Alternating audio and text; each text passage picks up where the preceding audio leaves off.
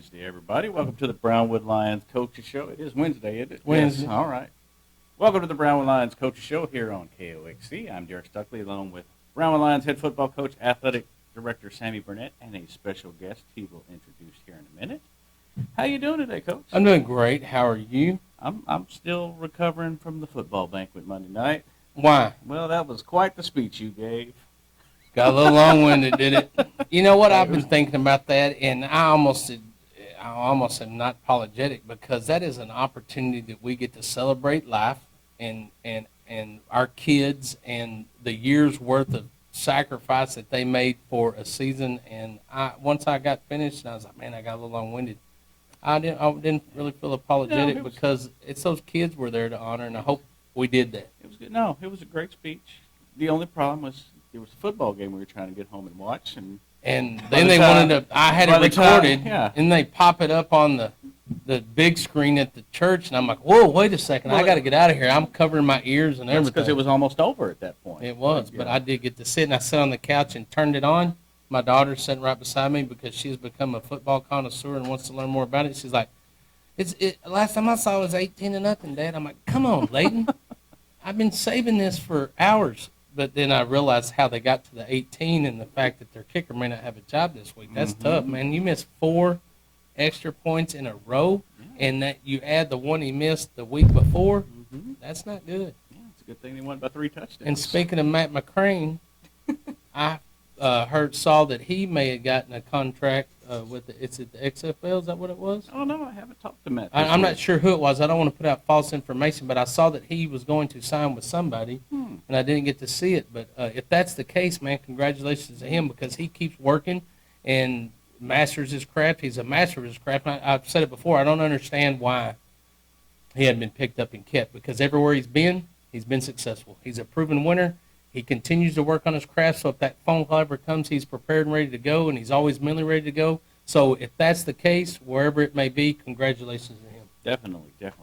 Well, any more thoughts on the football banquet Monday night? Yes, I'm very apologetic. I made a mistake in the thank yous, and there's a long list of thank yous, of course, and I think it's very important that they're mentioned because without everybody involved in the community and all that, and, you know, one of my pitching points was people ask all the time, what is it about Brownwood that makes it special? Well, it's everybody involved, and I express that. And I wanted to thank everybody involved because, and you miss people and all that, but there's so many people involved in making us who we are and what we're about in all sports that I wanted to try to share that. But in my list of thank yous, which was a page long, I left out one of the most important people, and that's our athletic secretary, Lisa Hasso.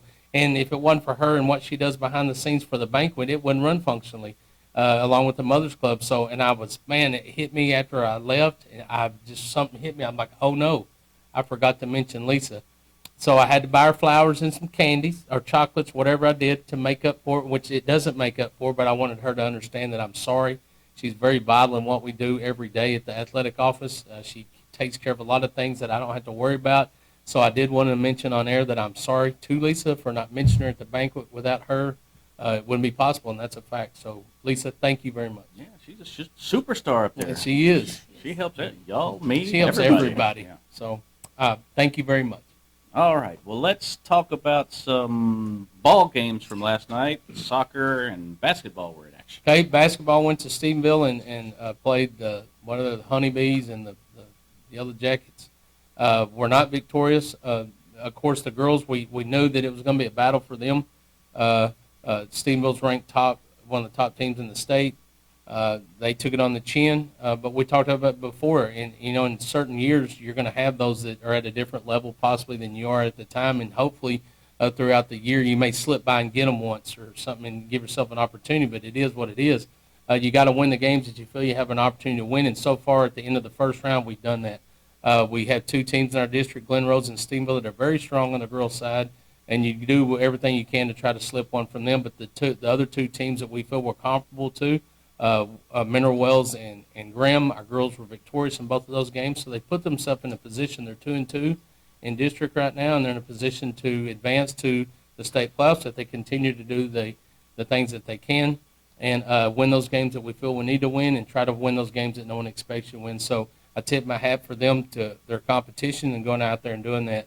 Didn't turn out the way we wanted to last night, but it is that way sometimes. On the boys' side, our boys dropped a game to Stephenville. They're 1-1 in district. Stephenville has a good basketball team. I did have an opportunity to talk to Coach Parker today, and just it sort of reminds me of the Cowboys. We started talking. It reminded me of the Cowboys a lot because the Cowboys drop a game to Washington that they should win, and they look like Ned the first reader, and then they turn around against a good team in Tampa Bay and the legend, Tom Brady, and just made them look bad and made him look bad and played a phenomenal game and were victorious.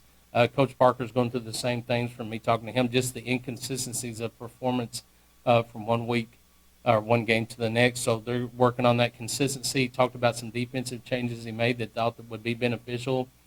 Just didn't execute the way they wanted to. And just, from his view, it was just a simple lack of execution. Sorry, it wasn't that our kids couldn't perform and beat them. They just didn't do it on last night. So, fuel for them is to take that loss and grow from it, move on, and try to be as consistent game in and game out that they can be, and they'll be fine. I mean, he does a great job, and those kids play really hard, and they'll find a way to get it done, and hopefully they can do what they need to do to continue to grow and have an opportunity to advance to the state playoffs as well. On the soccer side of things, we had San Angelo Lakeview come to town on girls and boys at Gordonwood Stadium. I did not get to see the girls game. I'm a part of a couple of committees for the Texas High School Coach Association, and I had a responsibility to them last night on a Zoom meeting. And so I did not get to see their game. I got there at the end of it. They tied 2-2. I got to talk to Coach Mosqueda in the press box watching the boys game, and she was satisfied. The point that we talked about is she has 4 girls out with the flu, and all 4 of those girls are starters for us. And it doesn't matter what sport you play in. When you have to make an alignment change, a lineup change like she had to make with 4 starters, it just sort of busts up the chemistry and the fluidity of what goes on. So it was tough for them, but to those girls that stepped in and played the role last night, I tip my hat to them. San Angelo has a good soccer team, and we wound up tying 2-2. And before you get to district, you don't do a shoot-off, so that game just ended in a tie. But she was still pleased with the girls and the way they responded to having 4 of their starters out. That's almost half the starting lineup. So those girls will get back when they get well, and they'll be back on their winning ways, we hope. On the boys' side, our boys faced a San Angelo Lakeview team that was undefeated. They were 7-0-1.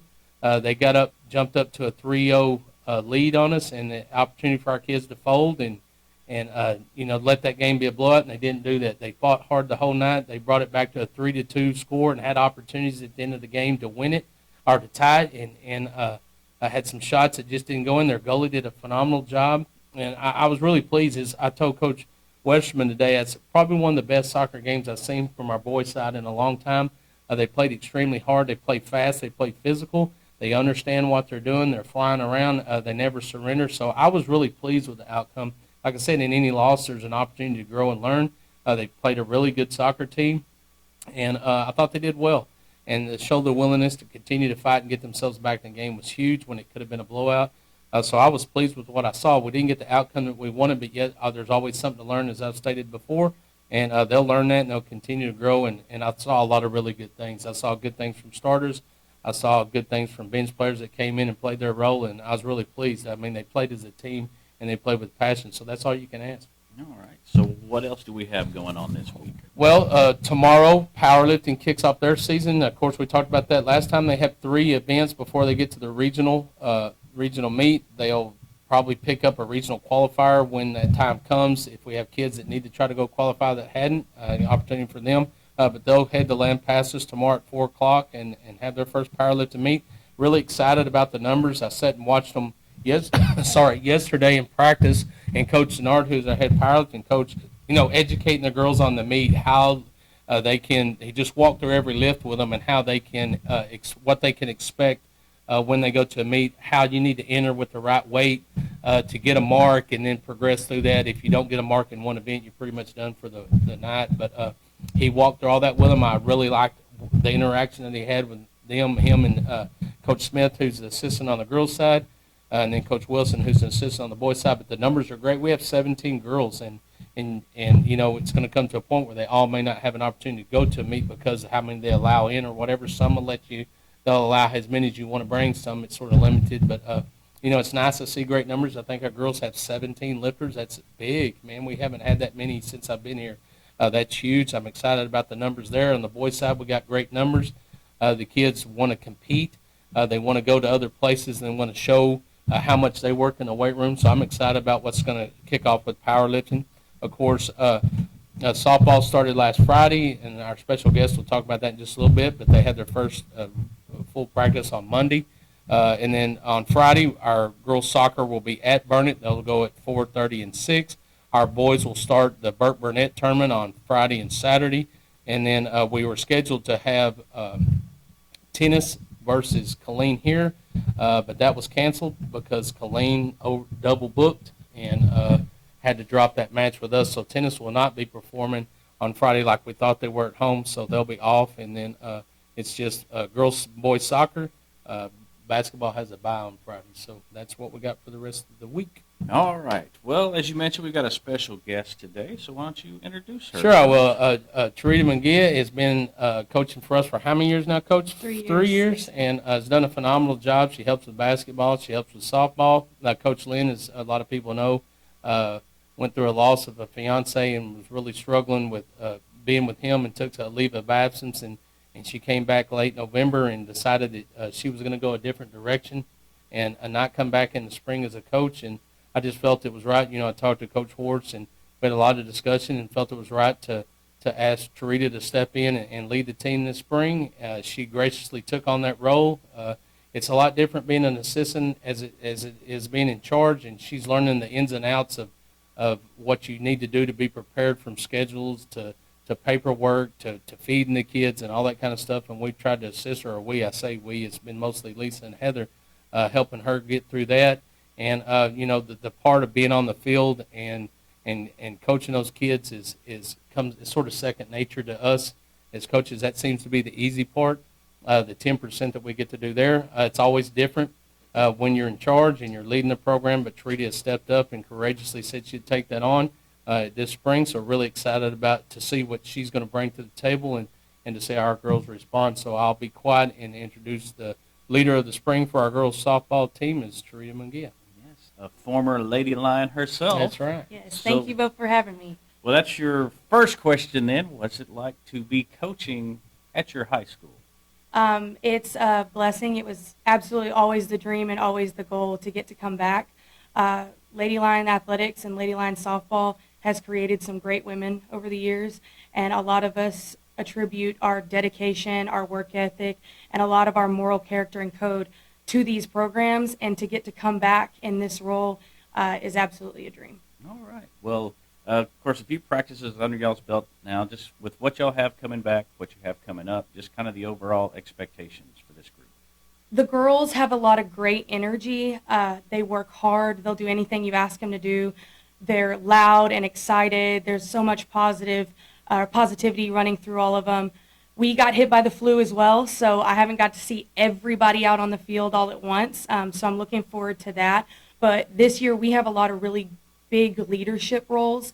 They're very vocal. I've got Cecilia Rodriguez and Mia Lopez who are kind of leading that, both seniors leading that infield and kind of taking charge. I got another senior, Mackenzie Welch, out in the outfield, who's really stepped up to help me. Whenever I have to be somewhere, she can kind of lead that outfield and vice versa for those innies. And then obviously our all-stater, Chloe Walls, who's our catcher and kind of our voice of reason, and she sees the whole field. And to have all those girls out there talking at one time, it creates a really amazing atmosphere and chemistry that I think that maybe we haven't seen in the last few years. Okay. As far as this group goes, what are their biggest strengths, and what areas do y'all need to work on right now? Strength would be they have vocal strength, and like I said, their positivity. They're very coachable. If I ask them to do something, they're going to do it 110%. They might run in the wrong direction 100 miles an hour, but they're going to do everything to the best of their ability. Weakness is going to be along the lines of we have some key spots where kids have no varsity experience. And so I have some girls that may be coming off the bench from last year or off of JV who are going to be expected to step up into some big roles. And then offensively, it's going to be that they're just going to have to put the bat on the ball and get out of their heads, because sometimes our brains in softball like to take over, and that kind of, those two things can't go together. You've got to just do the basics. Okay. Y'all got a few scrimmages coming up, right? Yes, we do. Our first scrimmage is January 28th, and it's kind of a dual scrimmage. We play at Burnett versus Salado at 11:30 a.m., and then we play Burnett at 1 p.m., and that's varsity only. Okay. When does the regular season start? Regular season, we got our first game is at home. We're going to face off Jim Ned. Varsity starting at 4:30, and then JVs to follow. Okay. District this year, 2 of the teams are familiar, 2 of the teams are new, so just your thoughts on the district. Well, we've got Glen Rose, who was really strong last year. Obviously, I mean, they produced really great athletes, but they were very senior heavy, so not a lot to know or to expect from them. Stephenville is always a contender. I think that's just that rivalry in us. And then with Mineral Wells and Graham, those two didn't have the best seasons last year, but we've played both of them in scrimmages and tournaments, and so I think it's going to be anybody's game, which is why we play the game to start with. Right. I guess biggest key for y'all this season, what has to happen to have the success you want to have this year? The positivity has to stay, even when we're not maybe as successful as we want to be, and we've got to start with the little things. I told the girls early on when we first got back after Christmas break, I said, we've got to focus on the little things. You've got to focus on your feet, your hands, kind of like when y'all talked about soccer being, that foot-eye coordination. It's got to be that for us. If we can tackle the little things every single day, those big plays are going to happen, but we've got to be sure that we're doing it every single day. All right. Anything else you want to mention about softball, Coach? I do have 2 other seniors. I got Jasmine Rivas. She came to us last year, and she is a huge ball of energy. She's always talking and bouncing around. I'm excited to see what she's got for us. And then I do have Adriana Romero, who is looking to step into a bigger role this year, and I'm excited to see that for her. And then her little sister, Jennifer Romero, she's our little lefty. I think that she's going to definitely put up some bigger numbers this year, and I'm excited to see that for her. All right. Well, we appreciate you coming in. We're looking forward to the season. Coach Burnett, anything else you want to mention about softball? You can tell, when we made the decision to ask Tree to lead the team this year, you can tell she has a lot of energy and a lot of passion. She was a good softball player when she was here and was a part of a really good program. And the kids she's going to have trust with the kids because she grew up here and she went through the program, and that says a lot. So I'm excited about her excitement and the kids' excitement, around her. So we'll see how the season progresses and all that, and look for great things to happen for them. All right. Well, anything else you want to mention today, Coach? Yeah, we better thank those that make this show possible, of course. Auto Glass Magic, Burner Auto Group, Syntex Body and Paint, Syntex Equipment Sales, Citizens National Bank, Dan Hill Containers, Dr. Bon Young, Dr. Pepper Bottling Company, Edward Jones Investments, Hendrick Medical, Howard Enterprises, Humphrey Pete, Landmark Admin, MC Bank, Painter Johnson Associates, Smith & Sharp Agency, Sonic Drive-In, Stanley Chrysler, Texas Bank, Weldon Wilson Electric, Western Bank, and Willie's Teas. All right. Well, that will wrap up today's show. We will be back here Monday with the Brownwood Lions Coach Show on KOXE, KOXE.com, the KOXE app, and the KOXE Facebook pages. Have a great day, Brownwood.